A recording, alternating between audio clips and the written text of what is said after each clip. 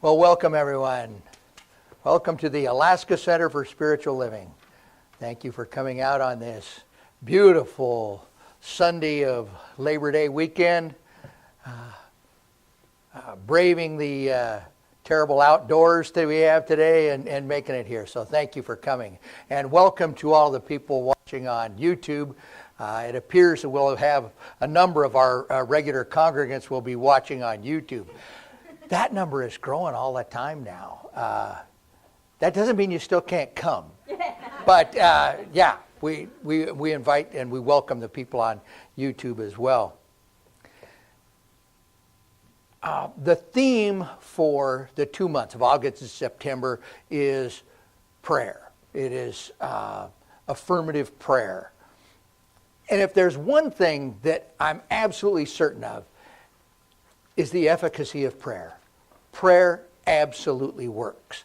Now, I think there can be arguments made about, oh, this type of prayer is more effective or that type of prayer. And I don't know really if the divine current pays that much attention to it. But I do know that there are some laws. These are metaphysical laws, and they're just as accurate and just as reliable as the law of gravity or other physical laws.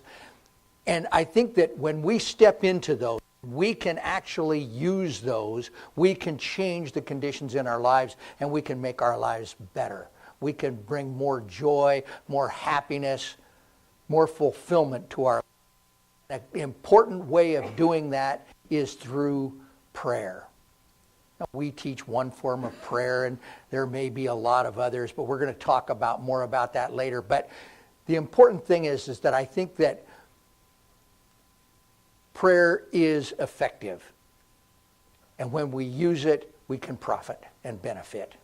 The title of my talk today is As You Believe. My three major points are: we can use prayer to change conditions. Number two, how do we use prayer to facilitate change? And number three, what do we do if it doesn't work? So first of all, we can use prayer to change conditions. And I return to that statement, as you believe. It is perhaps one of the most quoted phrases out of the Christian Gospels in all of metaphysical teaching and all of the New Thought movement. It is done unto you as you believe. I counted 17 times in the Science of Mind textbook before I quit counting. Holmes uses it over and over and over. It comes from many places in not only the Christian Gospels, but also the Hebrew Scriptures. I'm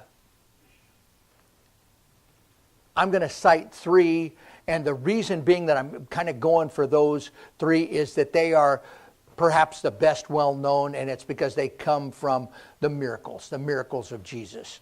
The first I'm going to cite is from the book of Matthew. And it is when the woman who had been bleeding for 12 years, and she'd been to every doctor, she'd done everything, nobody was able to help her.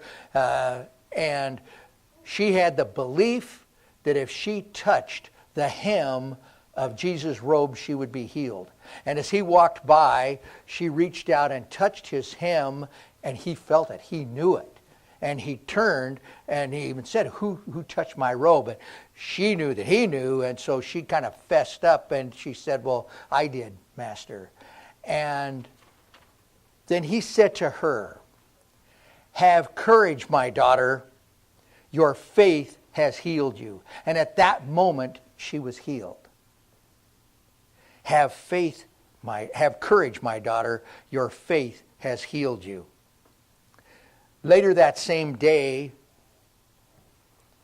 Jesus was going to another location, and two blind men approached him, and they asked him if he could heal their blindness. And he asked them, do you believe that I can do this? Do you believe that I can heal you? And they said, oh, yes, Master, we absolutely believe that you can do that.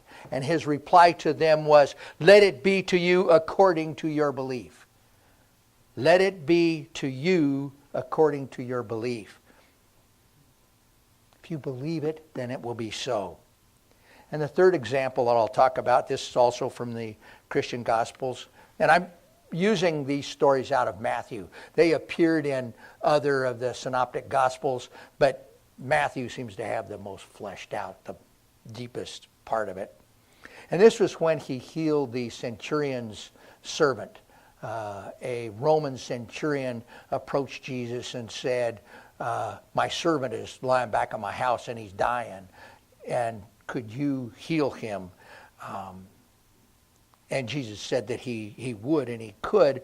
But the centurion said, you don't need to go there. I know you're headed somewhere else and you're a busy man, but I also believe that you can heal her from a distance, that you don't need to physically be there. And Jesus asked him about it, and he replied something to the effect that, I know that the people respond. I am a centurion. I'm a leader in the Roman army, and when I tell people to do things, they respond. When I order people to do things, they do it. And it's the same with you. You can know this truth, and you can make it happen. And Jesus replied, whoa, this dude's got serious faith. Maybe not, wasn't exactly it, but that was close. But what he said is, go, let it be done unto you according to your belief. Go, and let it be done unto you according to your belief. The common thread through all of these is that it is done as we believe.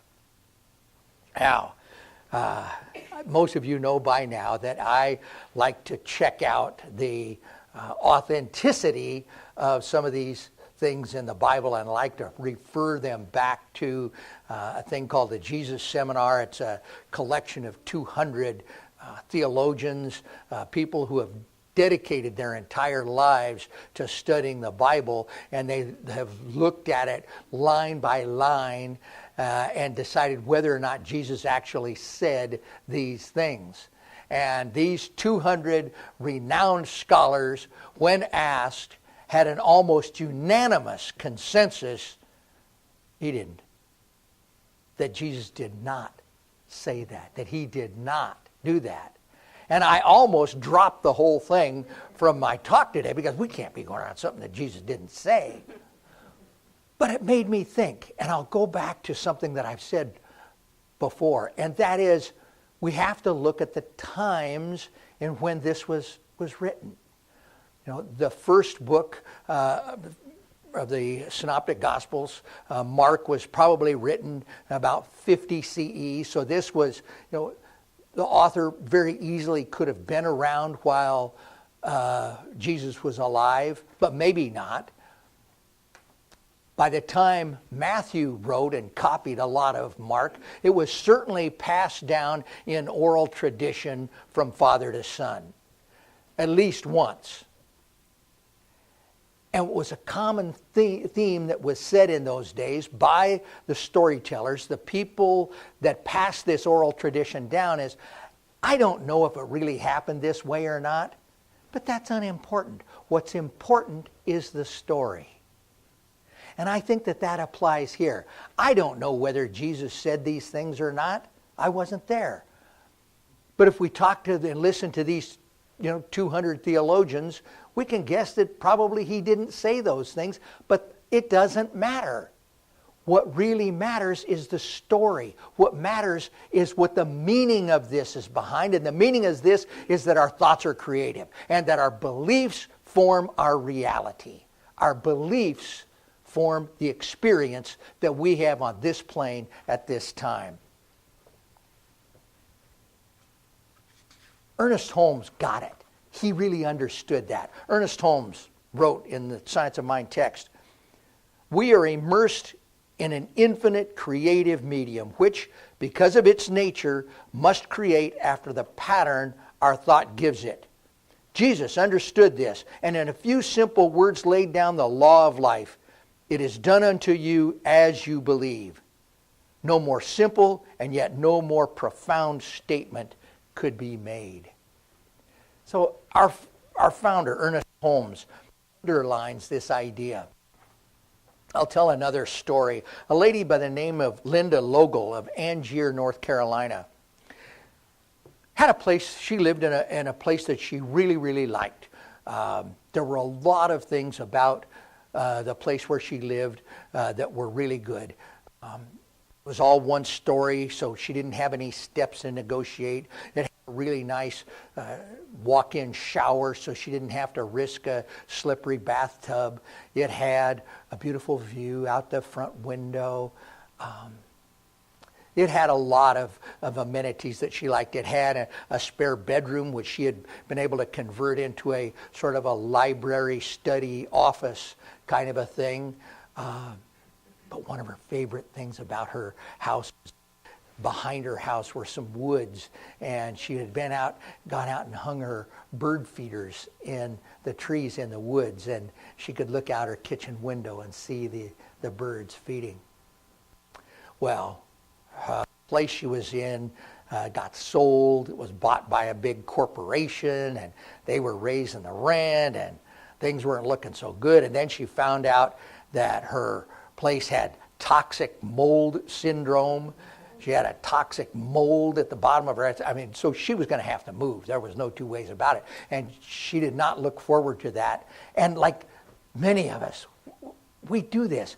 She just kept putting it off. Oh, I don't want to move. I don't want to move. And she kept putting it off. And finally her daughter says, Mom, you got to do something. You know, your lease is going to be up here pretty quick, and you need to do something. Okay. Well, a few weeks later, her daughter came to her again and says, Mom, are you looking? Oh, no, I haven't looked too much. I don't really know where to start. And her daughter says, Mom, why don't you do what you always teach us? Why don't you pray about it? Well, she wasn't really in our philosophy or our thoughts. She didn't go through our steps of affirmative prayer and whatnot. But what she did is she said, I need to give God an idea of what it is I want in a place. And so she thought about, the ease, the mobility of being able to move in a place without stairs. She thought about the safety of having a walk-in shower instead of having a slippery tub. She thought about how much more productive she'd be, in having an office like she had and a sort of a library den kind of a thing she had, instead of trying to do her work, at her kitchen table. And then she thought how great it'd be if she could have a place where she could watch the birds. But then she thought, well, no, I can't ask God for too much, I can't be greedy here, So she kind of left that off her prayer, but then she added it back in at the end real quick. And in a few weeks, her daughter checked back in again. Well, Mom, what are you doing? And she says, yes, I'm looking. Yes, I'm going. Have you prayed? Yes, I have prayed. Well, then we can just know that the perfect place is waiting for you now. And sure enough, within a very short period of time, she saw a listing that she hadn't seen before, and she went in and she entered into the place and said, whoa, this has got something really nice. It's a ranch. It's all one floor. There's no stairs. And she looked, and oh my goodness, the front window opened out onto a meadow, and there was a pond in the meadow, and it was just beautiful. And the sun could come up over it. It was just gorgeous. She loved that. And as she looked around through, she was delighted to it had a spare bedroom that she could easily convert into a new place. She went into the bathroom to check that out, and sure enough, there was a walk-in shower. Every item that she had looked for was in this new place. No stairs, shower stall, office den. It had a beautiful view. And then she walked into the kitchen. And when she walked into the kitchen, she knew she had found the right place. Because as she looked out the kitchen window over the sink, while she could do the dishes, she looked out, and there was a copse of trees that she could hang her bird feeders in. It was within her budget, and she found everything that she needed. Prayer absolutely works. It absolutely works. Now, one question that comes up in every foundations class, and sometimes I don't think I answer it as well as Thich Nhat Hanh. In his book, The Energy of Prayer, he wrote, if there is a change in the individual consciousness, then a change in the collective consciousness will also take place. When there is a change in the collective consciousness, then the situation of the individual can change. The situation of our loved one, who is the object of our prayer, can change. Holmes would say that when our individual mind can come in contact with the universal mind, the one mind, that we are part of that and we can influence the universal mind. But we absolutely can pray for others and affect a difference. Doesn't make any difference if it's a 1-minute miracle, if you send it in a prayer request, you don't fill it out and put it in the box, whether you go online, whether you call the office, whether you call a practitioner, prayer works. So, how do we use prayer to facilitate change? Point number 2. We have a 5-step process of, we call it recognition, unification, realization, thanksgiving, and release. And as I said, I don't really think that the divine current, God, Spirit, the thing itself, gives a, well, I don't think that a divine current cares one way or the other if we use 3 steps or whether we use 5 steps or whether we use 6 steps. I think the key is the divine current reacts to us no matter what, and it reacts to what we believe. And so those first 2 steps of treatment are important in that they are designed to move our consciousness to a place of being able to feel that the thing that we are praying for is already complete. In that first step of recognition, we say God is, and we look at the condition that we have.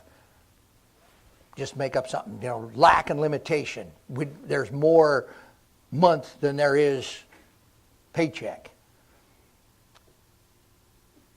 We know that God is abundance and prosperity. That divine current didn't come as lack and limitation and not enoughness. All we have to do is look at the heavens to know that God is abundance and prosperity. And that's what we go to. God is abundance and prosperity. And then unification said is I am. And I am one with that infinite presence. I am one with God. And so if I am one with God, I have that prosperity, that abundance, that affluence within me as well. And then that third step is where we get to create a mental equivalent. That's where we get to paint a picture of what it is we want. And I think one of the things that was so great about Linda Logel was that she didn't put in a request to God or beg to God for a specific thing, that to have the shower, to have the single floor. What she went for was the feeling tone of safety, of ease of mobility and comfort, of the beauty of both the front window and being able to look out the back. She looked for the feeling tone of what she went for. And then our fourth step is thanksgiving. And I think that the thanksgiving step of our affirmative prayer is really important, because when we actually stop and give thanks for it, then we're really embracing it. We are accepting it as if it's already done. It's really hard to give thanks for something that you don't have yet. So when we can give a sincere thanks, we're accepting it.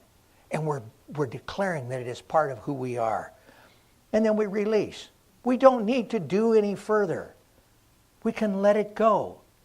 Now, this doesn't mean that we don't have to step in and do our part.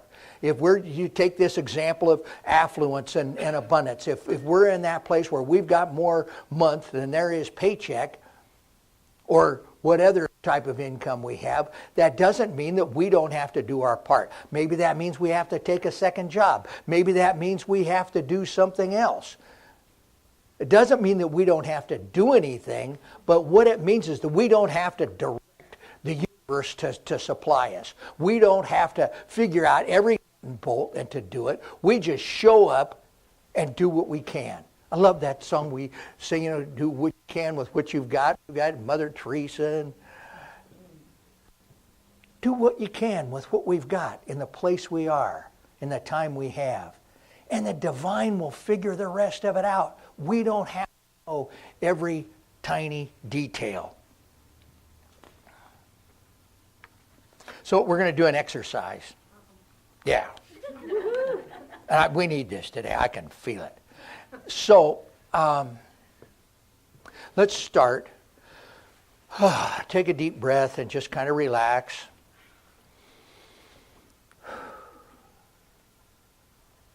Close your eyes if you're comfortable doing so.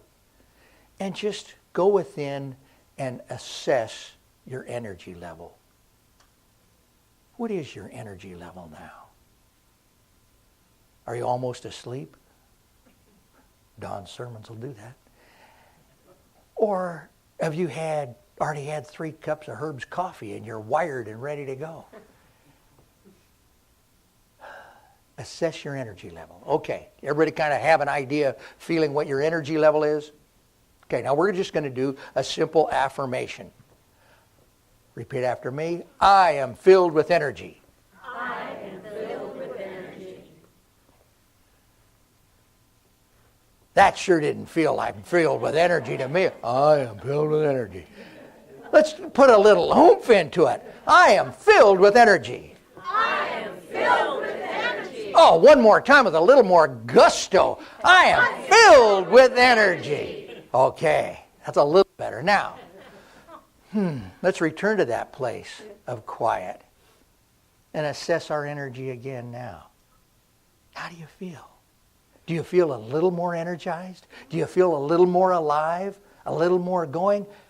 We can change that with something as small as repeating an affirmation 3 times. Imagine what a full prayer can do. Let's take it the other way. Knowing what our energy level is.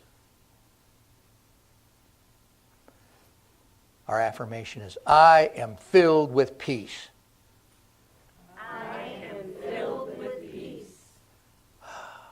Let it go. I am filled with peace. I am filled with peace. And finally, I am filled with peace.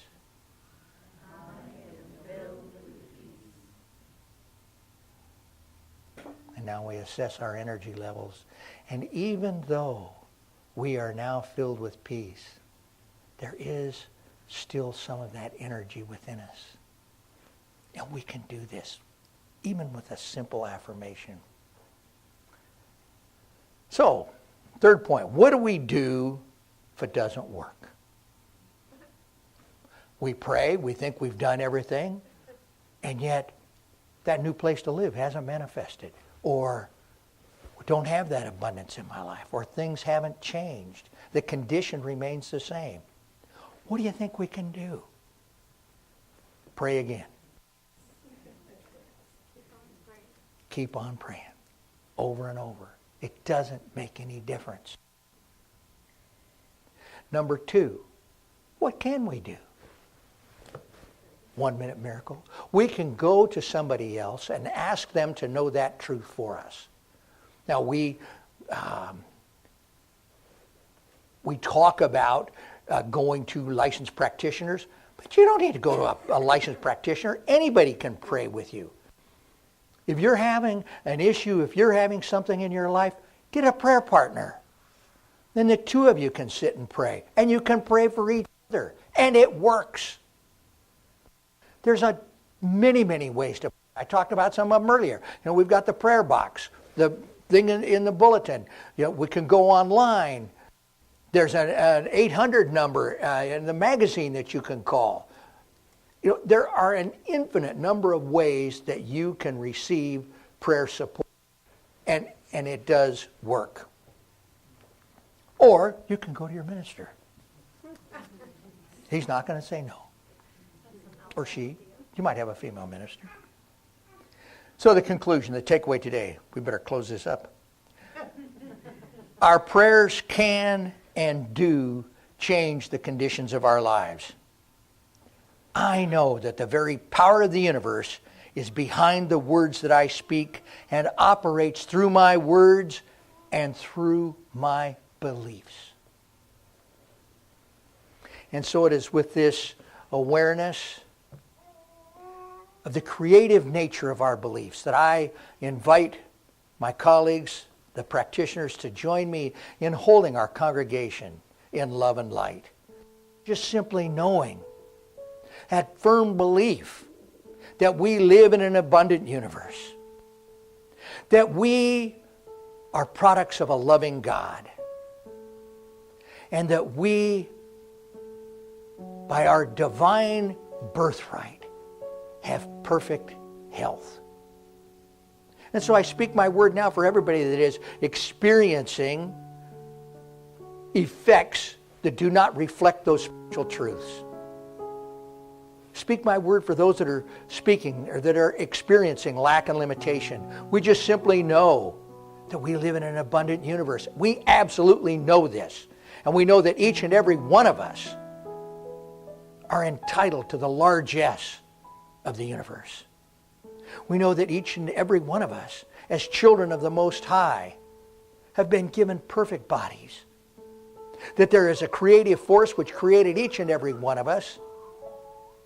And that power, that force certainly has within its capacity to heal anything that's wrong with us. And we simply know that any appearance of separation from God, separation from our fellow man, separation from our families, is only a temporary thing. That the absolute truth is that we are each and every one of us children of the Most High, and God and love is our nature. The very love of God is who we are. And so as we step into family situations or work situations or romantic situations, it's all the same because it's all God. And that we are loved. We are loved more than we can ever know. And so we just give thanks. We give thanks for the love in our life. We give thanks for perfect health. We give thanks for abundance and prosperity. And we know this to be true. We believe this. And so we can just let it go. We let it go. We let it be. And so it is.